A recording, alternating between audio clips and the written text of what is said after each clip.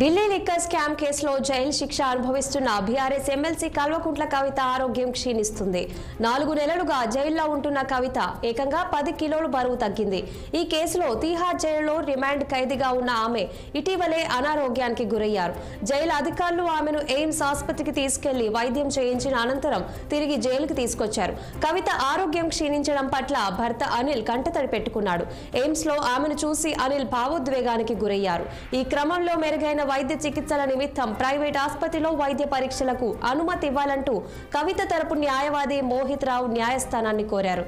ఇందుకు నిరాకరించిన court AIIMS లో వైద్య పరీక్షలకు అనుమతి ఇచ్చింది.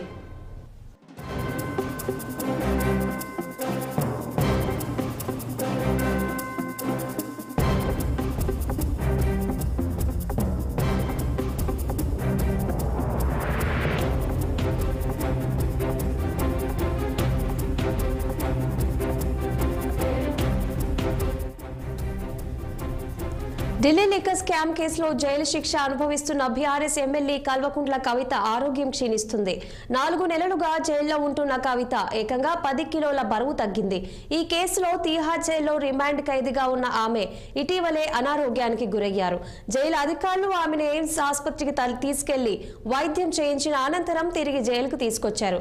కవిత ఆరోగ్యం క్షీణించడం పట్ల భర్త అనిల్ కంటతడి పెట్టుకున్నారు. ఎయిమ్స్ లో ఆమెను చూసి అనిల్ భావోద్వేగానికి గురయ్యారు. ఈ క్రమంలో మెరుగైన వైద్య చికిత్సల నిమిత్తం ప్రైవేట్ ఆసుపత్రిలో వైద్య పరీక్షలకు అనుమతి ఇవ్వాలంటూ కవిత తరపు న్యాయవాది మోహిత్ రావు న్యాయస్థానాన్ని కోరారు.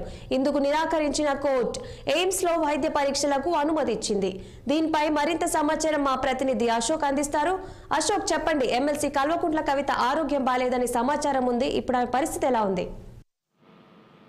ఢిల్లీ లిక్కర్ పాలసీ కేసు వ్యవహారంలో ఆరోపణలు ఎదుర్కొంటున్న బీఆర్ఎస్ నేత ఎమ్మెల్సీ కల్వకుంట్ల కవిత ఆరోగ్య పరిస్థితి గత 4-5 రోజులుగా ఆందోళన కారణంగా ఉంది. సో గతంలో 3 రోజుల క్రితం ఏదైతే ఆమెకు జ్వరం రావడము, దగ్గు, జ్వరంతో కూడిన అనారోగ్యం రావడంతో ఆమెను ఢిల్లీలోని గవర్నమెంట్ హాస్పిటల్ దీన్ దయాళ్ ఆసుపత్రికి తరలించారు. సో అక్కడ చికిత్స చేసి మళ్ళీ జైలుకు తిహార్ జైలులో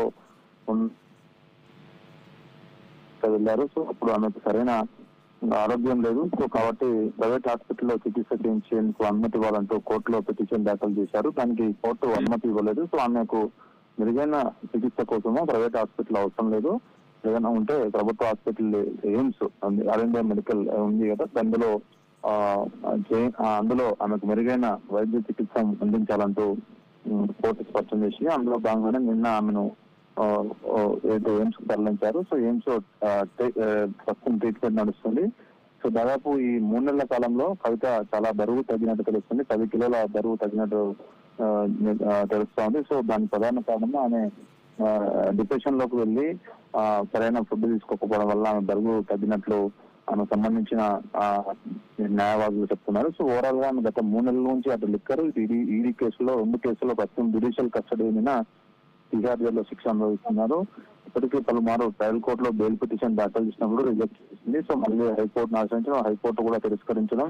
సో ఇప్పుడు మరి ఆమె సుప్రీంకోర్టును ఆశ్రయించే అవకాశాలు ఎక్కువగా అనిపిస్తున్నాయి. ఈ నేపథ్యంలోనే ఆమెకు ఆరోగ్యం కూడా క్షీణించడం పట్ల కాస్త వాళ్ళ కుటుంబ సభ్యులు కూడా ఆందోళనకు గురవుతున్నారు. సో మెరుగైన చికిత్స కోసం ప్రైవేట్ హాస్పిటల్కు తరలించాలో, ట్రీట్మెంట్ చేసేందుకు అనుమతి ఇవ్వాలంటూ పిటిషన్ ని మాత్రం తిరస్కరించింది. సో మెరుగైన చికిత్స కోసము ఎయిమ్స్ లో కూడా ప్రైవేట్ వైద్యంలానే మంచి బాగుంటుంది. అక్కడికి ట్రీట్మెంట్ చేయించాలంటూ తిహార్ జైలు అధికారులకు సూచనలు ఇచ్చింది కోర్టు. సో మరి నిన్నటి నుంచి ట్రీట్మెంట్ అయితే నడుస్తుంది. ఈ రోజు సాయంత్రమా లేదా రేపు వరకు ఆమె డిశ్చార్జ్ అయ్యే అవకాశాలు కనిపిస్తుంది.